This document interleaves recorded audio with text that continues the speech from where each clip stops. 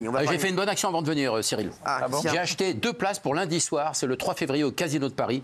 C'est l'hommage à Daniel Lévy. Ah, bravo. Et Sandrine, bravo, je l'adore, son Sandrine. épouse, évidemment, a organisé cette soirée. Je précise que l'intégralité des recettes seront versées à son association.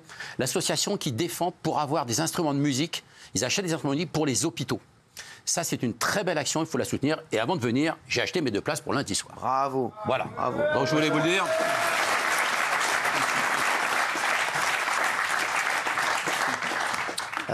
Oui, Iris Mittener. Ah oui, alors justement, on va revenir. Alors voilà, ça y est, parce que. Alors, elle vient de mettre, ça y est, en scène, en télé en tout cas, elle cherche un appartement à Paris. Elle cherche un appartement à Paris. Elle a fait appel justement à l'émission sur TMC, bien sûr, de la famille des frères Kretz. Ouais. Et elle s'est orientée maintenant, elle visite beaucoup depuis cette semaine sur Neuilly. Son budget, Cyril, est à peu près entre 3 et 4 millions d'euros. Ah ouais, Quand même. Pour un appartement. C'est pas mal, hein, quand même. Hein. 3-4 millions d'euros. Ouais, 3-4 millions. Elle peut monter jusqu'à 4 millions si vraiment elle a un coup de cœur sur l'appartement. Ah ouais. Ça peut arriver, hein. Non, c'est... Alors, elle veut... Vous êtes sûr de ça? Oui, oui, certain. Alors, ce qu'il faut, c'est que... Alors, elle fait un grand appartement quand même, hein, parce qu'elle a quand même 6 barres de penderie. À peu près de 2,50 m chacune. Ah oui, il faut. C'est pas un placard, là. Vous n'avez qu'une barre de penderie, mais. Dieu bénisse, quand il la sort, il faut lui mettre des vêtements. Hein. Et donc, il lui faut. Maître Divisio aussi, évidemment. Il lui faut donc 6 barres de penderie à placer. Il y a une salle de sport, évidemment. Voilà, donc elle visite en ce moment. Entre 3 et 4 barres. Bah écoute, tu vois. Non, 6 barres de penderie. Hein, c'est 3 ou 4 millions. Ah, 3 ou 4 millions, pardon. Rien. Si, j'avais bien compris. Hein. Rien. Patricia Cass. Oui. Ah oui, allez-y. Elle s'est confiée, Cyril, parce que donc elle revient comme jurée de The Voice et après 8 ans d'absence. Et donc elle s'est confiée sur France Inter et elle a raconté son burn-out, on ignorait, lié à une fatigue générale, fatigue physique et psychique. Alors, selon elle, c'était le résultat de toutes ces tournées, des concerts, des conditions de vie difficiles. Et elle a dit que les gens ont du mal à comprendre qu'une célébrité puisse être fatiguée. Bien sûr. Et qu'il soit parfois nécessaire de tricher sur son physique, sur son état moral, pour sembler parfaite aux gens. Et donc, elle dit, les femmes subissent des pressions spécifiques sur leur apparence, avec le vieillissement et des critiques sur leur image. Elle n'a pas supporté tout ça, donc il y a eu un phénomène de lassitude, et donc elle avait disparu, et là, elle revient à partir de samedi dans The Voice. Mais elle s'est exprimée surtout, là, parce qu'aujourd'hui, le 30 janvier, c'est un anniversaire important pour elle. Sa chance est venue de 2 personnes, Elisabeth et Gérard Depardieu. Qui l'ont rencontrée auprès d'un ami, elle chantait dans une boîte à Sarrebruck. Et alors, ils l'ont trouvé formidable. Et c'est Gérard Depardieu et Elisabeth qui ont produit sa première chanson qui s'appelait Jalouse, ce qui lui permettra 3 ans plus tard de faire Mademoiselle chante le blues. La reine d'Angleterre inondée. Oui, la reine consort, Camilla. Oui, vous savez, elle est inondée en ce moment parce qu'elle a une maison depuis les années 90. C'est là où elle abritait ses amours. Allez-y vite là-dessus. Oui, elle abritait ses amours. Et puis, les intempéries en Angleterre, évidemment, elle est touchée, c'est à l'ouest de Londres, et tout flotte. C'est pas elle, là. Non, mais c'est pas elle, c'est Camilla. Non, j'avais pas de nouvelles de la reine, moi. Non, mais c'est la reine consort. Mais non, c'est la reine consort, c'est qu'on met dehors. C'est les infos, là. Voilà. Et alors, Sommaire. alors, toute la maison a pris l'eau, y compris les dépendances où elle stockait. Arrêtez de mettre les infos people derrière, mettez le sommaire. Force, voilà. Supportable. Et alors, donc, même les dépendances où elle stockait ses cartons de vêtements, de sous-vêtements, enfin, tous ces trucs de sa jeunesse, tout flotte maintenant. Produisent l'émission en direct maintenant, oui. Et alors, donc, tout a pris l'eau chez Camilla. Et donc... tout a pris l'eau. Tout a pris l'eau. Suivante, oui. Elle fait tout sécher en ce moment. Elle fait tout sécher. Oui, c'est... les voisins lui disent que c'est... Elle a des voisins, elle ne s'entend pas avec ses voisins. Ils disent que c'est la fête du slip chez la reine. Parce que... Moi, j'en peux plus. Ils ont tout sorti, évidemment. Des cartons. Ils vivent dans un... Je ne peux pas l'inventer, c'est comme ça. J'adore, allez. Tiens, Kylian Mbappé. Oui, alors, il a fait... Il joue mieux, là, il joue mieux. Il joue mieux. Et le Real Madrid a gagné. Ouais. Pourtant, Contre Brest. ça se jouait à Guingamp, au stade du Roudou. Mais pourtant, le retour de Kylian Mbappé a été contrasté. Pourquoi ? parce que dès qu'il est entré sur le terrain, dès qu'il a touché le ballon à Guingamp, les supporters brestois l'ont hué, sifflé, injurié, méprisé. Pourquoi ? Parce qu'il faut se souvenir que le 29 octobre 2023, quand il jouait sous les couleurs du PSG à Brest, son coéquipier Ami Hakimi avait été sifflé. Mbappé avait marqué un pénalty, avait chambré le public brestois, qui avait dit « le jour où tu reviendras, tu vas voir ». Donc hier soir, ils ne l'ont pas raté. Ça a été compliqué pour lui. Quand la composition d'équipe a été annoncée, sifflé plus que tous les autres joueurs de Madrid, dès qu'il touchait le ballon, hué. Mais pourtant, il a contribué au doublé de Rodrigo. Il n'a pas marqué. Hein. Il n'a pas marqué. Il a joué convenablement sans marquer. Rodrigo est vraiment le gros joueur du moment. En ce moment, oui. Un truc de fou. Et au départ, il ne devait pas jouer. Absolument. En fait, le truc, c'est qu'Ancelotti a compris qu'il fallait faire jouer Rodrigo et Mbappé, parce qu'il laissait Rodrigo sur le banc. Mais Rodrigo, c'est quelqu'un. Voilà. Merci. Ça va être quand même compliqué pour le Ballon d'Or. Hein. Ah oui, on n'en est pas encore là. Impossible. On est juste, ça va mieux. Oui, ça va mieux. Bah oui. C'est comme vous avec Fatou. Allez.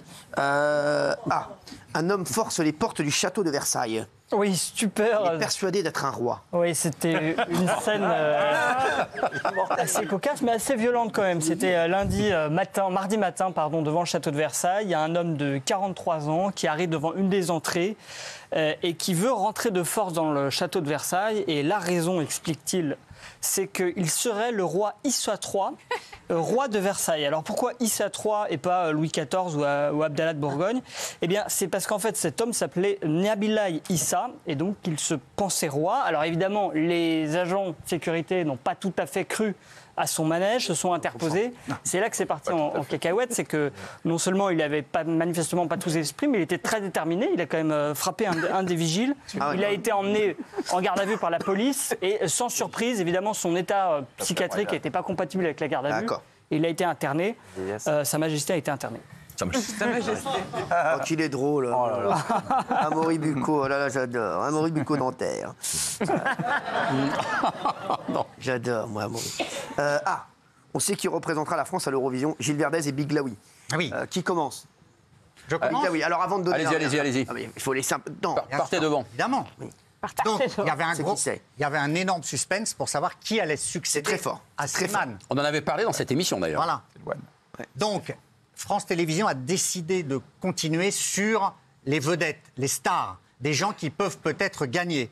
Et donc, il y a une chanteuse qui a été sélectionnée et qui l'a confirmé, Cyril, à travers son Instagram, dans une vidéo émouvante. Si vous voulez, on peut regarder cette vidéo, ou sinon, on vous donne le nom maintenant. C'est comme vous voulez, mon cher Cyril. Avec grand plaisir. D'accord, on peut regarder. Je me rappelle de toutes ces soirées, des paillettes dans mes yeux chaque année. On ne pouvait rater ça pour rien au monde. Tu me l'avais dit. Tu l'avais dit à Momo. On était à des années-lumière de s'imaginer que ce soit possible, mais t'en rêvais. Moi aussi j'en rêvais, de cette vie-là, de ce moment. Toi, tu rêvais de m'y voir, maman. Sans savoir que ça pourrait arriver un jour. Je suis sûre que t'es fière, que tu regardes de loin. Alors tu sais quoi ? Je vais le faire pour nous. Je vais le faire pour nos rêves. Je vais représenter la France à l'Eurovision.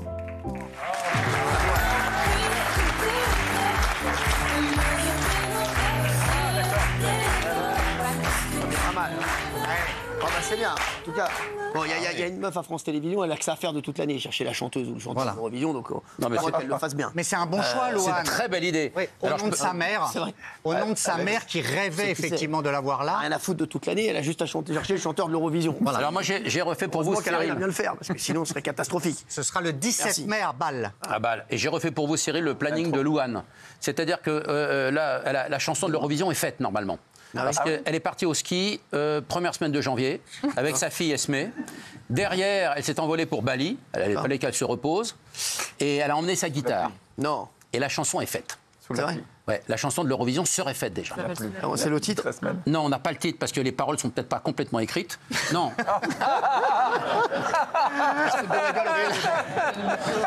Et sa guitare.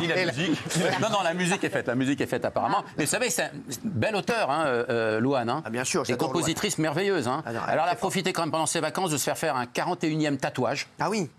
Parce qu'elle a déjà 40 tatouages. Hein. Elle en a 41e. C'est le 41e qu'elle a fait à Bali. Je ne sais pas ce que ça représente parce qu'il y a encore les pansements, vous savez, des trucs, parce qu'on ne peut pas l'enlever tout de suite. Vous savez comment c'est. Et donc on ne sait pas ce qu'elle s'est fait faire sur le bras, je crois. Et en fait, le premier tatouage, c'était à l'âge de 16 ans. Elle l'a fait faire elle-même. Elle dit à tout le monde de ne pas se faire un tatouage soi-même. Elle l'a fait à 16 ans dans sa chambre du pensionnat. Voilà. Vous êtes tatoué vous-même? Non, nulle part. Pour un endroit où il y a de la place. Que lui. Non. Non, puis on m'a jamais proposé. Donc allez. Laetitia Hallyday dévastée. Alors, tous les souvenirs de Johnny sont partis en fumée. Absolument. Donc, au moment des incendies à Los Angeles, Laetitia Hallyday est à Paris. Et elle apprend que sa maison brûle, donc elle retourne d'urgence à Los Angeles. Et là, ce qu'elle veut, c'est se rendre sur les lieux. Pendant des jours, c'est impossible parce que la police et l'armée l'empêchent d'aller sur place. Puis finalement, elle trouve un ami qui lui dit « Je connais un checkpoint où ils sont plus permissifs, on va passer par là ». Et donc, ils vont, Joy, Laetitia et cet ami, on le voit derrière vous, sur les ruines. Et là, c'est le drame. Tout est réduit en cendres. Ah ouais. Dans la descente qui mène au garage, Cyril, elle voit les carcasses des voitures. Il y a la Tesla de Jade et il y a la Bentley de Johnny brûlée. Regardez les carcasses. Ah, c'est la Bentley, ça? Oui, seul intact. Ah, c'est la Bentley, là. Ouais. Seul intact miraculeusement de l'autre côté, c'est l'Audi, une Audi qui n'a pas brûlé. Ah ouais. Et là, Laetitia et Joy, pendant 4 heures, vont arpenter les ruines, les cendres. Et à chaque fois qu'elles avancent... C'est la Bentley, ça? Ouais. Oui, la Bentley et l'autre c'est une Tesla. La Bentley et la Tesla. Je connais les jantes. Voilà. Ah, l'autre c'est la Tesla. Ouais. Et donc chaque fois qu'elles avancent, elles espèrent retrouver des objets. Elles espèrent retrouver les objets parce que Laetitia avait reconstruit sa vie dans cette ville-là en faisant une sorte de musée pour Johnny. Et donc elle cherche les photos, elle cherche les disques d'or, elle cherche les chapeaux de Johnny, ses tenues de scène. Voilà. Elle cherche les albums photos des 2 filles qui retracent leurs histoires. Elle ne trouve rien. Le dernier espoir, Cyril, c'est le coffre-fort. Et dans le coffre-fort, il y a les bijoux de Laetitia, de Johnny. Il y a des documents, malencontreusement, même les bijoux sont calcinés. Putain. Et il retrouve un vieux téléphone de Johnny qui a fondu lui aussi. Et donc, elles passent 4 heures et pour le moment, elles ne savent pas encore où elles vont revivre. Mais comme les 2 filles font leur scolarité à distance, comme les 2 filles sont américaines... C'est nouveau ça, le petit truc dans le diapositive, là, comme ça? C'est moderne. Comme les 2 filles font leur scolarité là-bas. Produire l'émission en direct. Portable. Pour le moment, elles sont hébergées chez une amie dans un meublé à Malibu. C'est nouveau, ça. Et c'est pas nul, hein. Des amis leur ont fourni des habits, des vêtements. Et Laetitia est en train de faire tous les documents administratifs en espérant que l'assurance lui rembourse. Mais l'assurance ne remboursera jamais les souvenirs. Vous avez beaucoup parlé quand même. C'est joli. C'est émouvant. L'assurance ne rembourse pas les souvenirs, c'est joli. Bien sûr, l'assurance ne rembourse pas.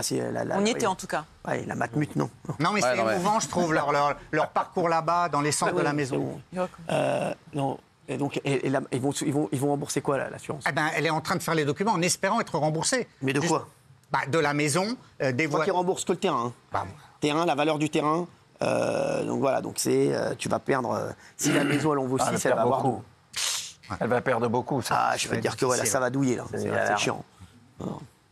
Eh ouais les gars. Mais c'est pas là où a vécu Johnny. Je sais. Non. Je sais. Au bout du rouleau. Je sais. Allez, là on va passer au drama. Je suis vraiment cette affaire m'énerve et m'émeut depuis le début de la semaine. Sachez que on va parler du petit Elias qui a été tué. Et les 2 suspects du meurtre d'Elias, âgés de 16 et 17 ans, sont déjà connus des services de police depuis plusieurs années pour de nombreux délits. Et encore une fois, on a gâché la vie d'un jeune garçon qui était un garçon exceptionnel. Tous les gens qui le connaissent le disaient. Ses parents, sa famille, on leur a gâché leur vie à cause de 2 abrutis qui étaient connus des services de police.